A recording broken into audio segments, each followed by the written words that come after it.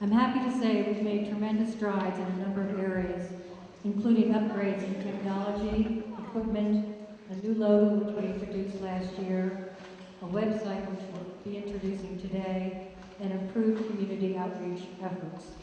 With a recently signed agreement with Southern Vermont Cable and last year a renewal with Comcast, we are now officially representing the citizens in towns of Brattleboro, Guilford, Vernon, Putney, Newfane, Townsend, and Jamaica.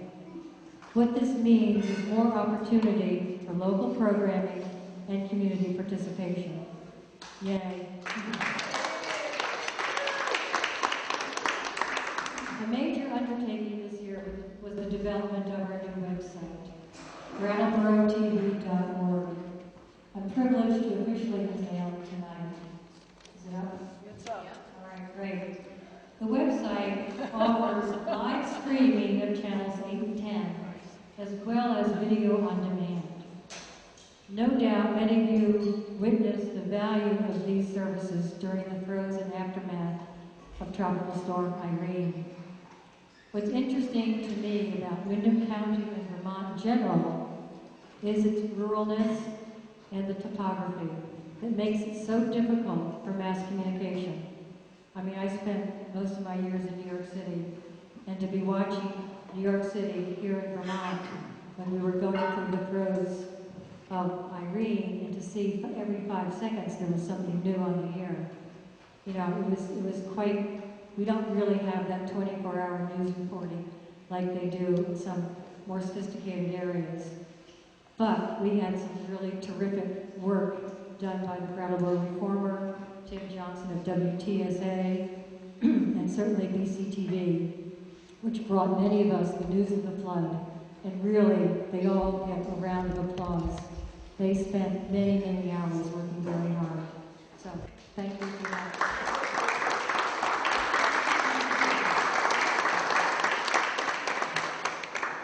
BCTV really served as a vital source of live reports and online video, as well as working with the town to communicate emergency and key safety information. We couldn't have done that a few years ago, and our footage was even broadcast on CBS Network and other media, thanks to the hard work of Roland. The world is changing. The way community members get and share information is undergoing dramatic change. As a board, we believe BCTV needs to remain relevant in a world of high-tech and social media.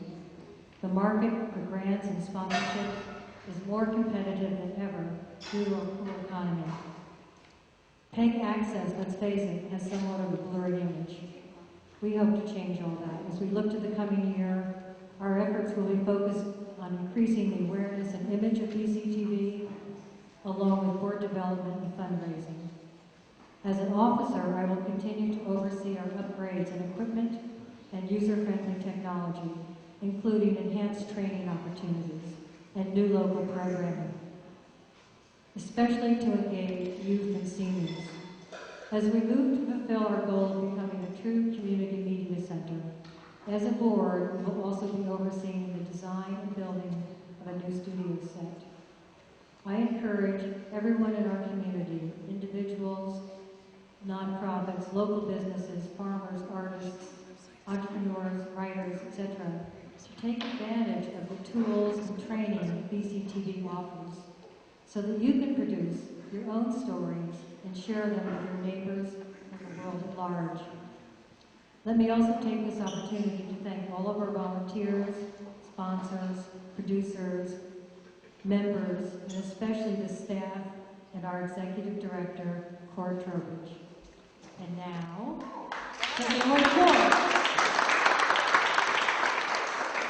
I just wanted to talk for a few short minutes about the year.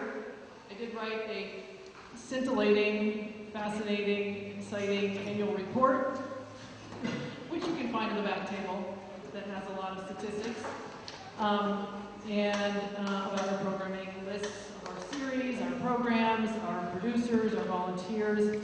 But I just, taking the pulse of the year, looking back at this year, the main thing I can say is I could never have predicted that it would turn out this way. Last year, we had these goals of buying new equipment and having everything being easier, using technology, and that happened. We bought the equipment, it was easier to use, people made more programs. So that was great, felt like a big achievement.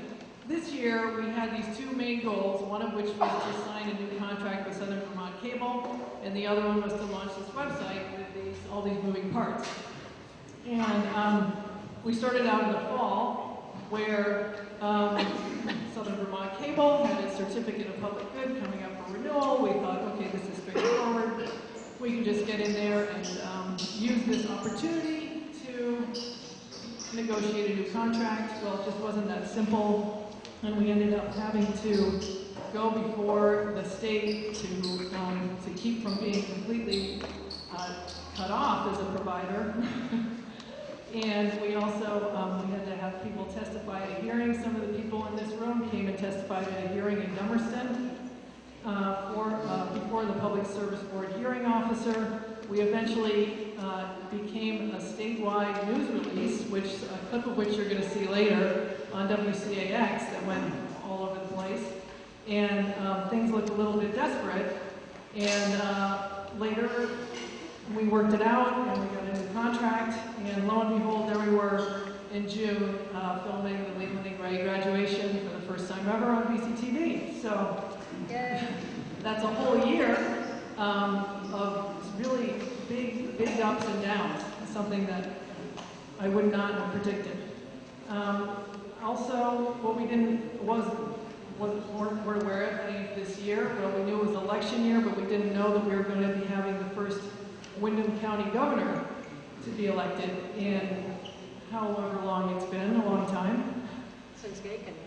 Yeah, and that also was a huge boost for BCTV in terms of people around the state wanting to see what the candidates were doing, and as things heated up and it looked like we were going to have the Windham County governor, our programming became about the election, about the aftermath, the inauguration that was held right in here in this room, became very in demand across the state by other access centers. So in March, there we were signing a contract with Southern Vermont Cable and also launching this website. And for any of you who have worked on a website design project before, you know how much it takes to pull together. Everybody needs to work together. There's the designers. In our case, we had all the company that provides the streaming and the on-demand services. They had to interface. Then we also had our sort of the whole IT system had to change, or all of our computers got reconfigured to do something else that they used to be doing. Even the ones that were sitting under the desks that had a sticker on them that said trash, even got a new assignment. and we also, so it was an incredible collaboration. And it required the staff to basically relearn all of the way that we do things, an entire new workflow that now includes daily postings to social media sites, links. Our whole sort of production workflow has changed because now we have this. But another thing we couldn't have predicted was that in April, the Brooks House was going to burn down. And we were surprised to find that the next morning there was 4 BCTV producers in the office with footage that they wanted to put on the channel right away. And we said, great, let's do it. And suddenly we began to operate in this way where, because we could put up video on demand and it could be seen streaming, and because we could turn it around that much more quickly, there became kind of a cadre of producers that became interested in sort of capturing that more newsworthy programs with immediacy to them. And then in May, we had Roland Boyden, who was our production manager, launched a show that I said, no, wait, let's wait until the fall. And he launched a show called 545 Live that was really a compilation of people's clips and the items that they were finding. And that was all kind of on his own. And then in August, here comes this tropical storm with a devastating effect on Brattleboro, which nobody could have predicted, using the word a lot. Because the show had kind of a following, because he had sort of a network of producers already set up doing this stuff, that those clips from that time became became a real source for people of what was going on in Brattleboro. And it's kind of continued since then. So in some ways, I feel like this has been one of those years where I'm running to keep up with all that's just happening. BCTV is growing and growing and taking off in terms of speed. And every time we turn around, it's a little bit or a lot different. So we're moving into kind of a new model where we're doing a little more content creation and sort of timely coverage. But we're still doing what we used to do. We're still doing trainings. People still produce whatever they want, submit it, we put it on. It's just kind of, we're evolving. I want to acknowledge my staff because, I drive them crazy with changing the way we do things completely about every 9 months, it seems like. And it's hard to keep going. But they're very inventive and flexible, and we just keep learning. So we've got here Frederick Noyes right over there.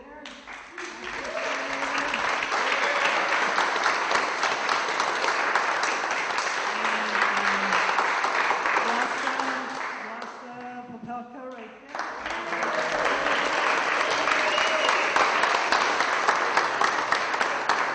And Roland Boyd, man behind the screen.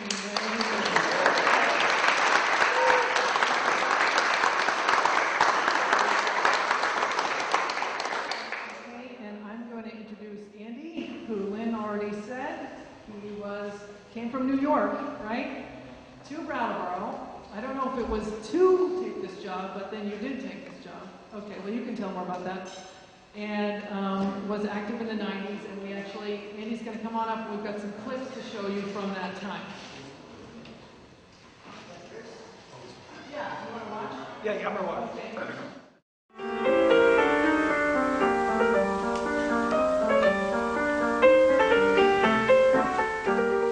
Well, I'd like to start by thanking Jamie Laredo and Stephanie Brown for taking a few minutes out of their rehearsal schedule today to talk to us about the performance they're giving tonight in All Schubert program. Hi, I'm Rich Vesper. Hi, I'm Butch Gagney. Hi, my name is Ashley Loomis. My name is Mary Lou Buchanan. My name is Luis Lasso Tijerina. I'm Wayne Carhart. My name is Mary Ostendorf. My name is Mike Cosmet. I, first person, Terry Carter. Hello, I'm Harold Verdeen. We tried to make room in our schedule for BCTV. My favorite tape is a tape of the Living Historians, which I went up and just followed the entire time period from Knights through World War II. I read Bengal Cats, and that was a lot of work, and I still did my shows. And I'm an Asian hippie with a video camera.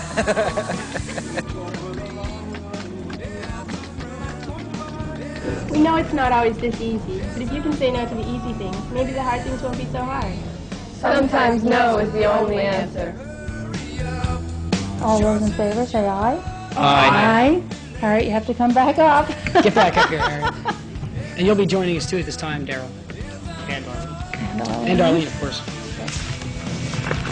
Hi, this is Petey of the Petey and Darren Show. We're testing our tapes right now to see if we can get a recording of the show tonight, but don't forget it airs tonight at 7 p.m. Be there or be somewhere else. See you then. Thou hast given her rise. Thou hast interchanged love tokens with my daughter. April 1990, thousands see the saucer hovering over Brooklyn. Now we're headed south on Main Street. We're going to cut through the Harmony lot, see if everything's all set there. How does it feel to be the least popular person as far as motorists are concerned in Brattleboro? Okay, good afternoon, Earl. We'd just like your opinions on homelessness and what we could do to solve the problems of homelessness. But have it a place where people who could go in and set up a tent, set up something of that nature, set up some kind of a shelter. It would help them set up a little community of their own, and it would help build up some of their self-esteem. people at the drop-in center, we see who are homeless and disabled and who are in need of the kind of housing that they were talking about. This is where I'm going to live. This is where I am going to die, in Brattleboro. Trip down memory lane. You can see 20 years, I still have the one shirt. And it fits. I'm going to be talking about 20 years ago and now. And one thing I'll say is, it did not rain like this 20 years ago. I mean, this is incredible. Coming down from Marlboro tonight, I could not believe that we were getting that much more rain. I also have a math statistic for you, which I thought I would share. I did a calculation. The rainfall during Irene, and only Irene, not any of the other storms, dropped approximately 14 billion gallons of water on Union County. If you want to know how I figured that out, talk to me after this. Okay, here we go. Like so many human endeavors, public access exists in the space between the idealistic premise and its day-to-day operation. On the idealistic side, the promise is large, supporting free speech in our media out-of-balance society. In this country, we've often heard of the shining city on the hill, and for many of us here tonight, public access is one of the pillars of that city, a beacon allowing the smallest voices to be heard. An early experience at BCTV helped me understand that quite well. Around 20 years ago, when I was first a co-executive director of BCTV, I was helping out in the production of a program about Circus Smirkus. That year, the troupe had brought over several Russian circus artists to mentor the kids. As I was filming the performers around the big tent, one of the Russians approached me and asked me what I was filming for. In telling him why I was there, I had to explain to him the concept of public access. I'll never forget the look on his face. The fact that any citizen in our town could have access to video equipment and public airtime to cablecast any idea, belief, conspiracy theory, whatever, could not fit into his worldview. It took time for him to even understand what I was describing. So to me, public access really is a wow idea when you think about it without taking it for granted. Of course, there are a lot of challenges on the road from the glittering ideal of public access to the day-to-day realities of a station like BCTV. From my perspective, however, the hurdles facing producers today are substantially smaller than they were in the good old days. I'll elaborate on that thought by offering a short selective history of the station. For starters, I just found out today, BCTV was the first public access station in Vermont. I didn't know that. Initially, Brattleboro had a fairly typical community access situation, perhaps even above average. There are a lot of people with good ideas and creativity in Brattleboro. There were some outstanding shows put on by volunteer producers, the most noteworthy, to my knowledge, being 30 Minutes from Marlboro and Brattleboro Tonight, a very funny show. And if any of you who were here last year know just how funny it was. Then in 1990, the cable franchisee changed all that. They made a corporate decision to eviscerate Brattleboro's public access and provide only a token opportunity for citizens to produce programming. They hired an extremely nice front person to be the face of public access and gave her little or nothing to work with. These actions did not sit well with the active volunteers in town, and some people suspected it was an effort to find out just how little public access support cable franchisees could get away with. This led to a lawsuit against Warner Cable, news of which was followed with great interest by the access community in Vermont, and I believe nationally as well. Happily, the good guys won this suit, forcing the franchisee to reinstate true public access and retroactively pony up their public access commitment. The activist volunteers who led the fight became the new board, and they hired my wife, Kate Purdy, and I to become the co-executive directors of the station. By the time we arrived, much new gear had been purchased and the third-floor studio was being wired and equipped. Now, the brand spanking new gear we took possession of at that time at BCTV included SVHS cameras and decks and a couple of linear editing systems. Yes, there's no 9, before the word linear. To edit on a linear editing system, you make edits by recording shots onto a new tape in the order that you want them to appear. And if you decide to make any changes whatsoever, lengthen a shot, shorten a shot, add a shot, eliminate a shot, you go back to the point where you want to change and re-record the edits from that point.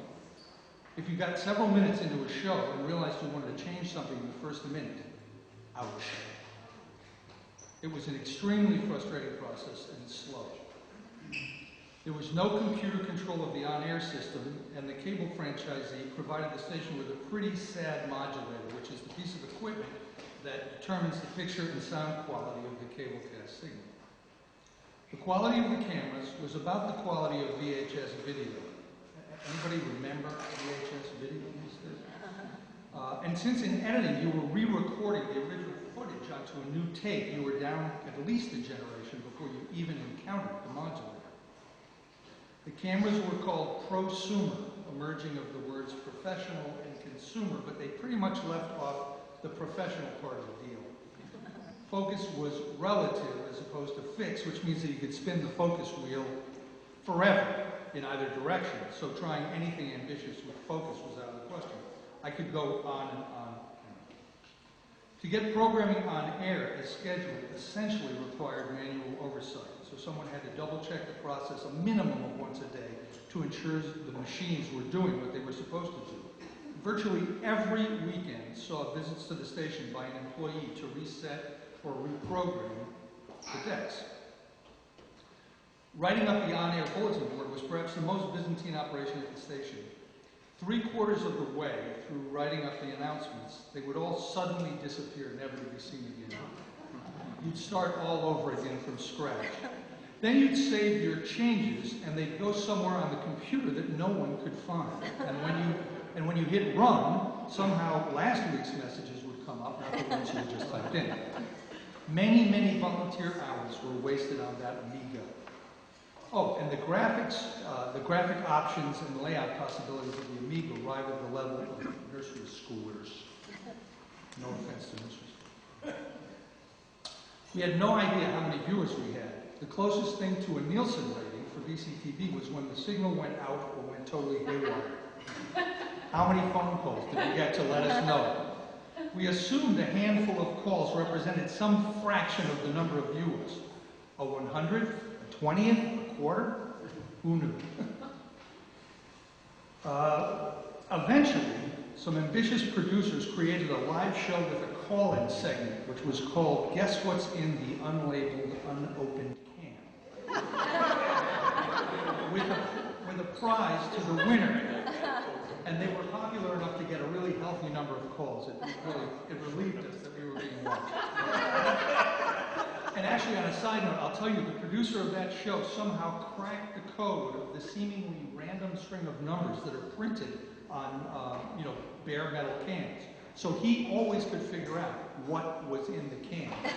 And therefore, they could award the prize without opening the can. I think the prize was the can. Back to my story. Inevitably, as we ran BCTV, trained volunteers, and aided them in producing programming, we sometimes found ourselves dreaming about what public access might one day be able to provide. We dreamt about how future developments might shrink the chasm between the ideal of public access and the reality. Our dreams turned out to have been pretty tame. We had no clue what was coming. Here's what I mean. We dreamt of maybe someday being able to afford one nonlinear editing system to make post-production faster and less frustrating for producers. As top systems then sold for up to hundreds of thousands of dollars, this seemed pretty wishful thinking, but hey, it's a dream, so why not go crazy? Well, the dream fell a little short because systems have become affordable enough that BCTV now owns 4 of them. We dreamt of cameras that would record beautiful, clear pictures and be easy enough to use that soon after training, volunteers could readily capture good footage with them. Well, there again, we were way off.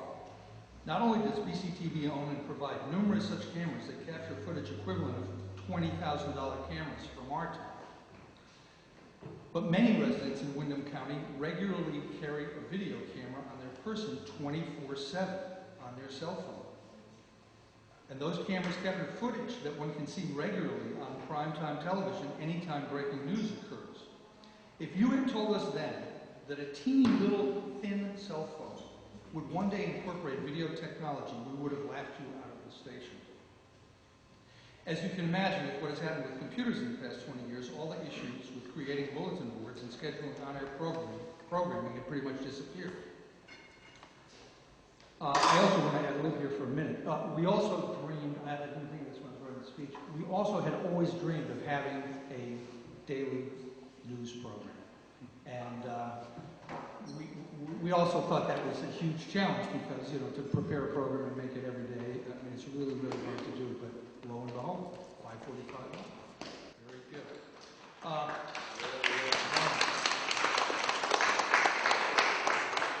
And of course, the biggest dream of all, I would say, was the dream of more people watching our programming. The extent of our imagination pretty much stopped at the borders of Windham County. Wouldn't it be great if everybody in the county could watch BCTV? So here's where we were furthest off. No one bothered to tell us that the World Wide Web was coming, or that once such a network existed, streaming video would one day become almost as ubiquitous as email, despite the huge throughput required to handle such huge amount of data. So I can't even imagine what we'd have said if you had told us that during a major news story like Irene, BCTV would get 12,000 hits in a day, not only from Windham County, but from all over the world. 12,000 hits from around the world. I cannot tell you how utterly impossible that would have sounded to us then. I mean, amazing. So getting back to dreams and realities, opportunities and challenges, right now seems to be a great moment in public access. It's still hard work to produce a program, and there's a reason people spend years working to become professionals. But it has never been easier to get great footage and edit it together using sophisticated effects, green screen, multiple layers of sound, etc., etc., etc. In other words, to be able to reach for very high quality results through volunteer efforts in much less time than ever before. And I think when you listen to what Cora just enumerated about the year, you can see how much they've accomplished. As I was preparing this speech, a reporter asked me if I would give him a prognostication regarding what public access might be like 10 or 20 years from now, and I told him, forget it. I've learned my lesson. There is no telling what incredible things will be happening at BCTV down the road.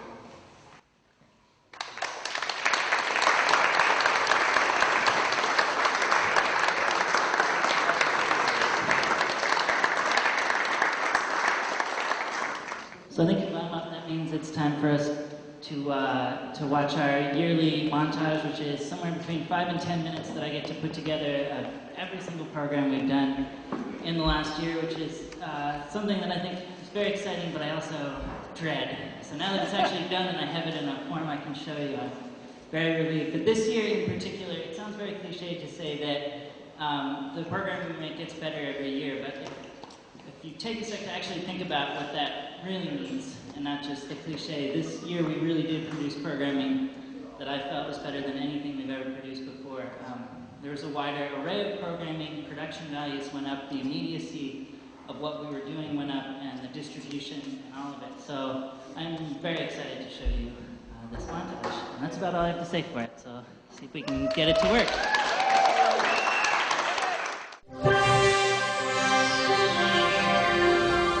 Putney residents Deborah Lazar and her husband watch BCTV on a regular basis. It's one of my favorite channels because it's fresh, it's intuitive, it's about local politics and local artists and events that are happening locally.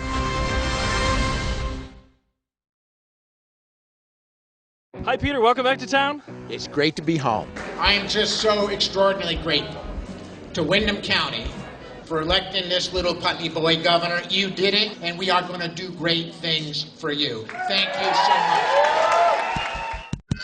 much. It's BCTV's Nightly News Roundup, 5:45 live. It is pretty windy out here. We're all here live on Main Street. Back to you, Roland. Back to you, Roland. Back to you, Roland. During the week, they look like ghost towns. But come Saturday morning, the shanty towns come to life. I auditioned for Oprah. That was our grand prize winner. It's a show. Give them a piece of change and continue on my way, praying that one day I can bring real change. Good morning, BHS and Brattleboro. Yesterday, boys baseball lost.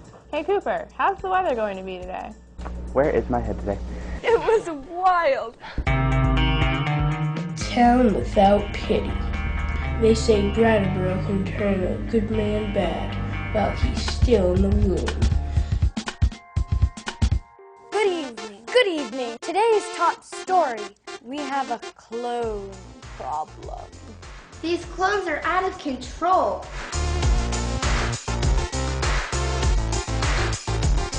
I can't believe it's up to me to save the world again. Very efficient. I concur.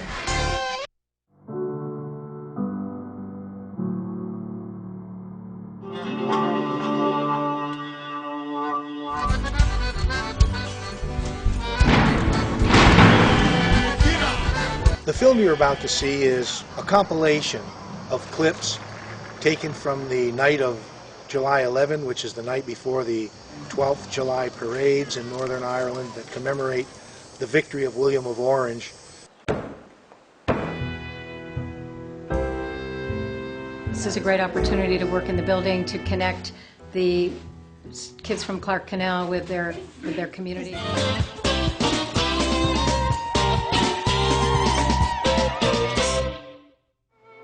Why were you filming me over there? Oh, I'm working on my project. Each person will get about a second, like a collage. There are many unique places in Brattleboro, Vermont. One of these places is the Insight Photography Project.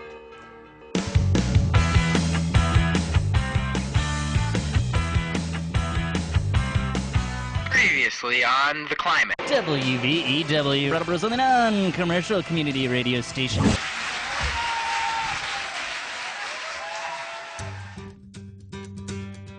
So you create a network of people who each offer different services. Time trade! Come on down and shop. We are open. We are open, so come on down. I'm open for good. We have everything heifer. If you have anything in the world, you can join this campaign. We are your hosts for the 10th annual Strolling of the Heifers Parade here in Brattleboro. These are the things you never see in the press. It is a very, very tender moment. This short program will give you an overview of what's happening with each of the local CARES groups in Windham County. Welcome to the Vermont State House. Good morning, Mike. Good morning. Somebody came by here. They said we love to walk by here. It's like walking by the zoo. I was driving along a country road when I came upon a small business. Welcome to the first show of Healthcare Update.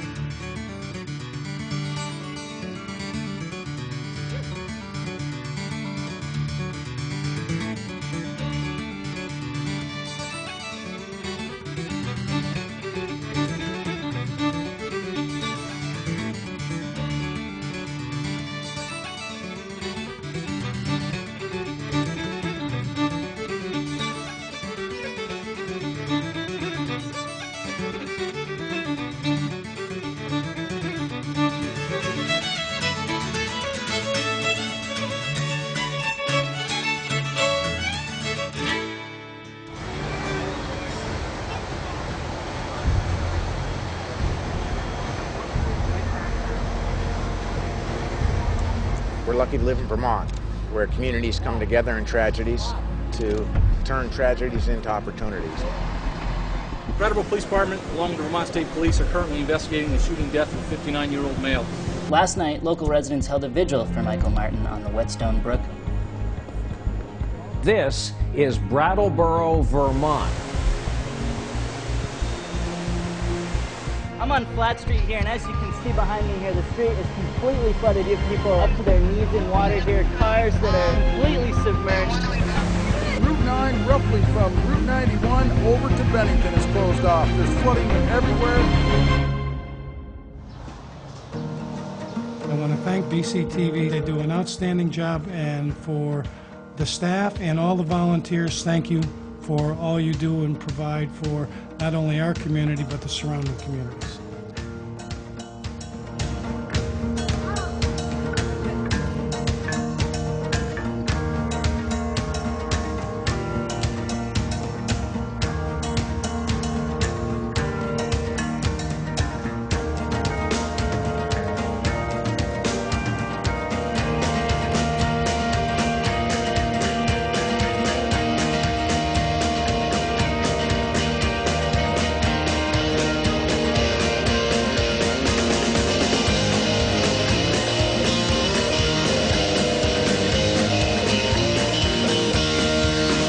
BCTV does an extraordinary job. It's a real community service. A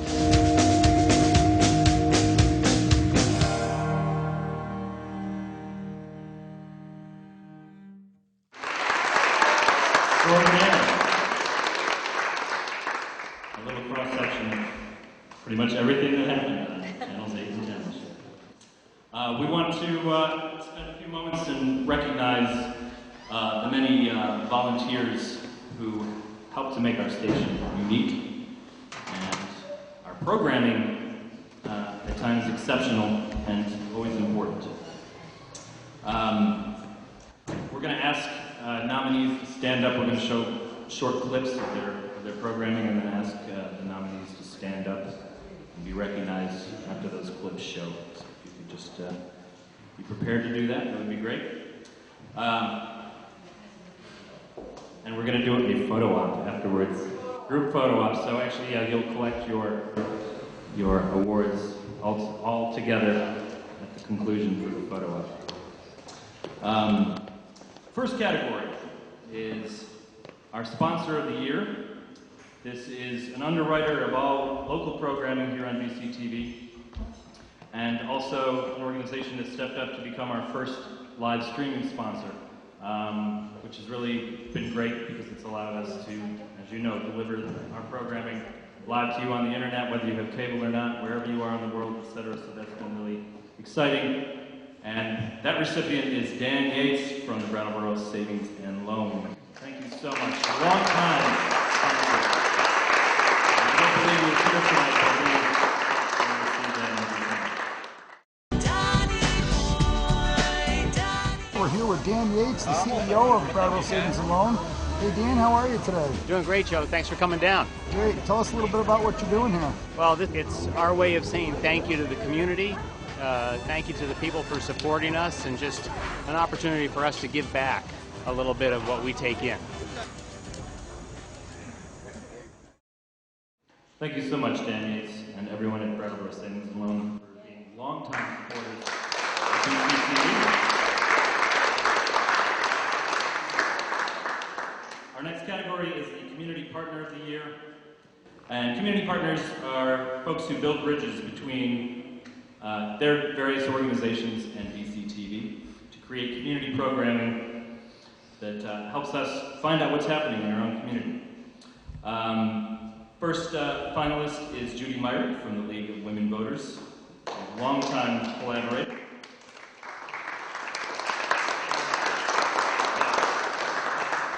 And Gary Blondgren from BUHS-TV, director of BUHS-TV and a good friend to our organization. Let's see the clips. On behalf of the League of Women Voters and your community television station, BCTV. On behalf of the Southeast Vermont League of Women Voters. Hillary, I want to start with you. Thank you, Jenny. That's a long question for a minute response. Good morning, BHS in Brattleboro. See you at 7:15 in the library. It'll be a super fly time.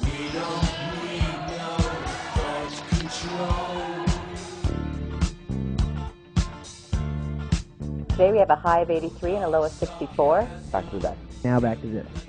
Have a good day, and now back to the desk. Back to the desk! I forgot to mention Judy Merrick's not actually seen on screen because she is a behind-the-scenes organizer, so and much appreciated. Our Community Partner of the Year award winner is Gary Blomgren. Please stand up and recognize Gary.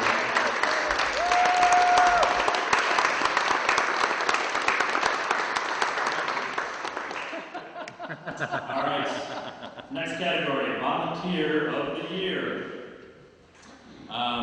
And this, we have a lot of great volunteers, a lot of people doing a lot of different things at the organization. It can be hard to choose, but this year it seemed to make sense. We have a single nominee, so it won't be too big of a surprise.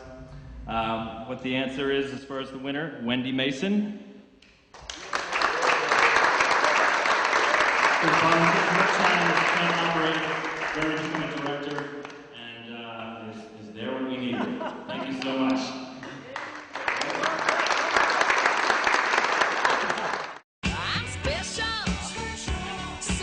Wendy, why is it that you dedicate yourself to this BCTV volunteer experience? Why? Yeah. Because I really believe in what BCTV does for the community, and I like, as a community member in Brattleboro, I really like being a part of that in pretty much any way I can, which is why I forced my way into learning how to direct. I really have enjoyed it. So. Thank you, Wendy.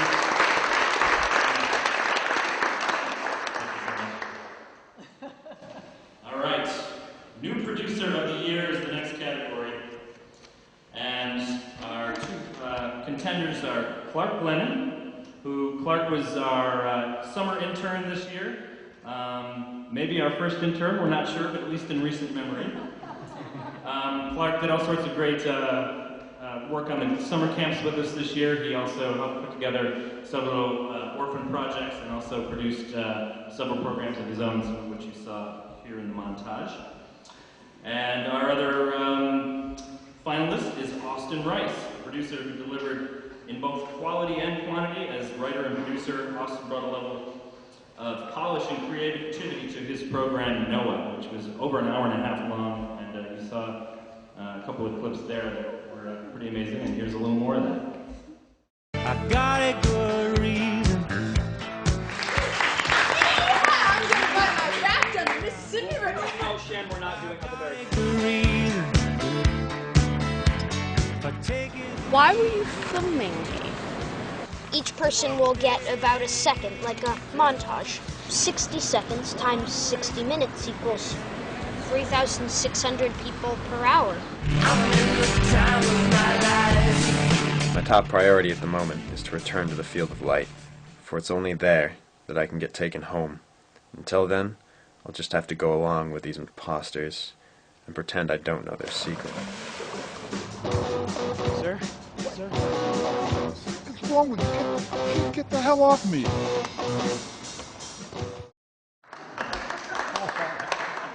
And the winner of our New Producer of the Year award, Austin Rice.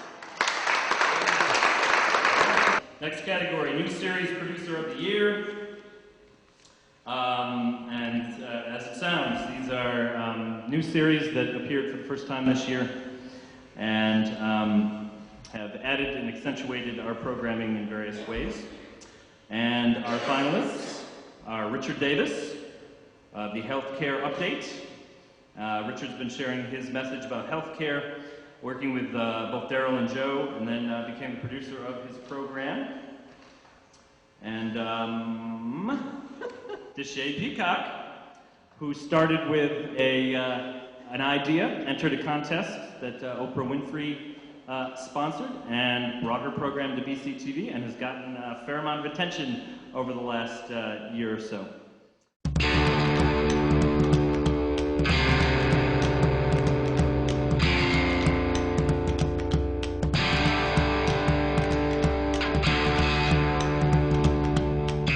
big bill that everybody's been talking about, H202, has been the bill that Governor Shumlin introduced, the single-payer bill.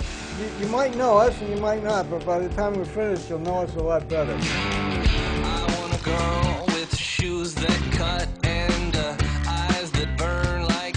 Welcome to the Deshay Show. About 8 months ago, I auditioned for Oprah Winfrey's contest to have your own TV show. You're the biggest fan? I'm the biggest fan. Tell me about it. I have already started multiple Facebook, Twitter, blogs, just singing the praises of Deshay and the Deshay Show. The Deshay Show. And our new series producer winner, Deshay Peacock. Please stand up.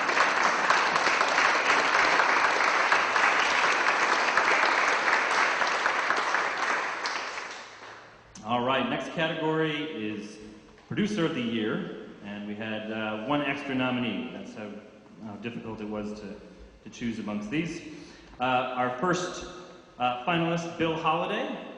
Bill, you may know from being a social studies teacher at UHS. He's also a sports announcer and has shared his video skills for quite a long time on BCTV. Where are you? I know you're here. Good. And you saw a couple of clips earlier, including stuff from Ireland. In between, we have Jessica Tanner. Jessica moved to Brattleboro a little over a year ago. Very quickly, actually joined the BCTV board and began producing programming looking at environmental and sustainability issues. And our final contender, Greg McAllister. Greg produced 15 programs this year. A lot of great original content.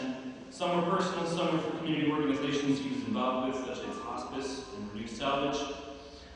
Too many titles to name, but Greg has definitely impressed with his work. Let's take a look.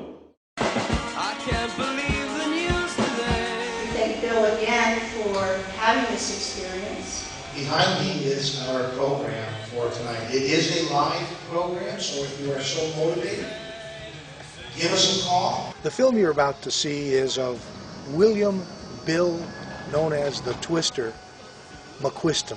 In the early 1980s, the UDA set about, they formed a new organisation within the organisation basically, and it was called the UDF. Our goal is to reduce our atmospheric carbon dioxide parts per million from, we're currently at 390, and we need to get that down to 350. We're in downtown Brattleboro to talk to you about worm tower composting.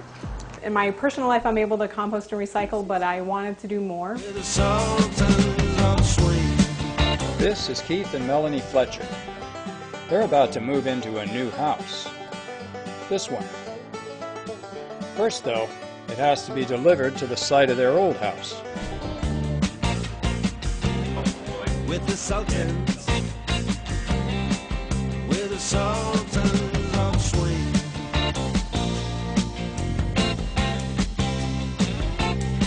I sure hope you'll elect Ann Buckingham for Windham County Sheriff. Thanks. And the donuts.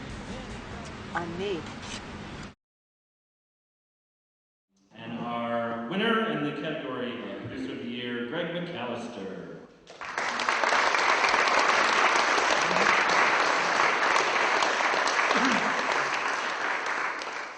All right, and our final category is Series Producer of the Year. Generally for ongoing series that we've had on the channel for a number of years. And our first contender has been involved with BCTV for longer than our institutional memory allows us to delve into. Maria Dominguez has continued to build her skills over the many years of her involvement at BCTV and produces 3 ongoing lecture series and others, including 33 programs in this year alone. That includes First Wednesday's lecture series, Wyndham World Affairs Council, author talks, and Brooks Memorial Library lectures. Thank you so much, Maria, for everything that you do. And almost every select board meeting I've ever been at for 7.5 years. And then Joe Bushy and Daryl Pillsbury. They also do a whole slate of programs, including Marijuana Resolve, The Pulse of Brattleboro, Conversations with Daryl, Healthcare Update with Richard Davis. Joe has been a go-to guy in so many ways. 545 correspondent, etc., as has Daryl. But Joe's just sort of out there every day with his camera, finding out what's going on, listening to the police scanner, and and just staying on top of things and helping BCTV be as relevant and up to the minute as he can help make it. All right, let's see the clips.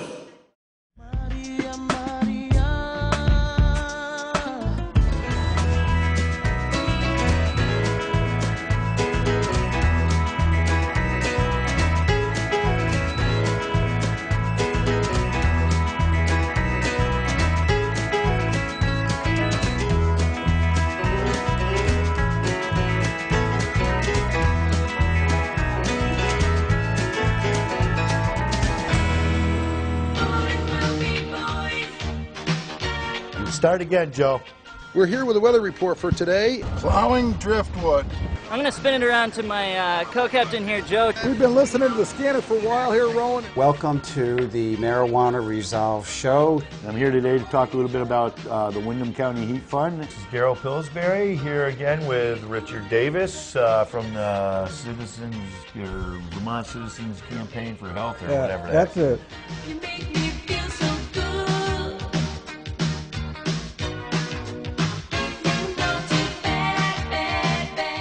Today, we're bringing the pulse to the stakeout. Your name and where you're from?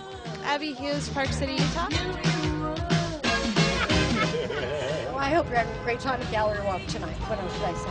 I'd just go around this state in circles. Yeah, I bet.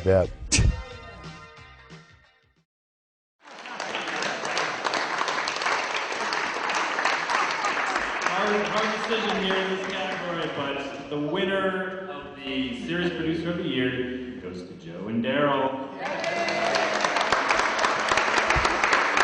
Thanks to all of our producers. Let's all get together here and receive our awards. We're doing that right now, yes? Yeah. Okay. Awards going to tell you something.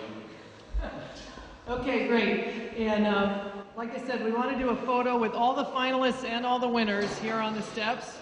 But first, I want to hand out, we have a special little awards for, my list is over here, for our 545 Live news crew. Woo! Woo!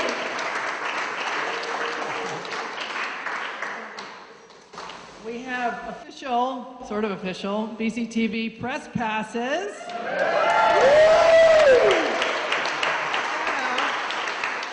So I also want to have come forward, Joe and Daryl, you're coming anyway, Ian Keel, Wendy Mason, Catherine Turnus, Maria, and Teresa Maggio also come up with the awards.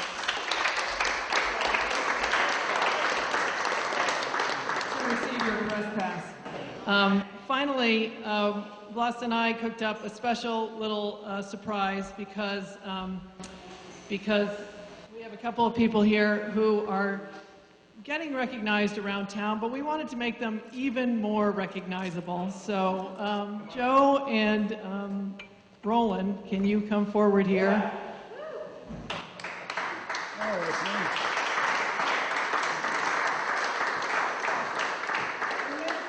In case you couldn't miss them, we've got 545 Live on the back.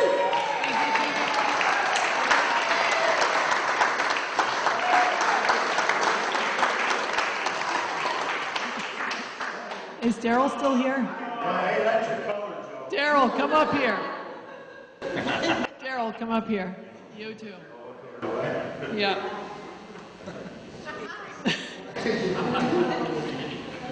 So ugly. Yeah.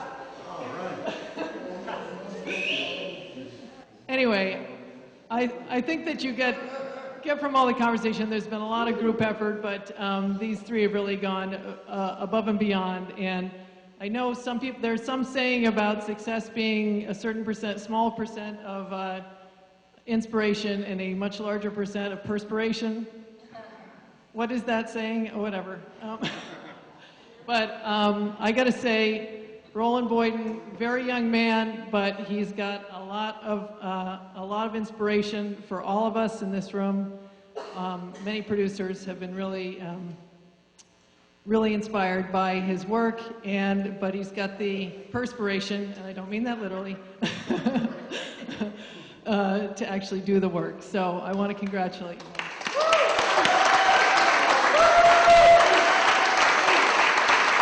Well, I got nothing else to say except I hope y'all get involved as well, because we want as many people to get involved, and we hope that this will bring in sort of a new era of delivering messages from anybody and everybody. So thanks a lot, and watch it. It's at 5:45 p.m. Weekdays, and it's online. So yeah. Come forward for the photo up here.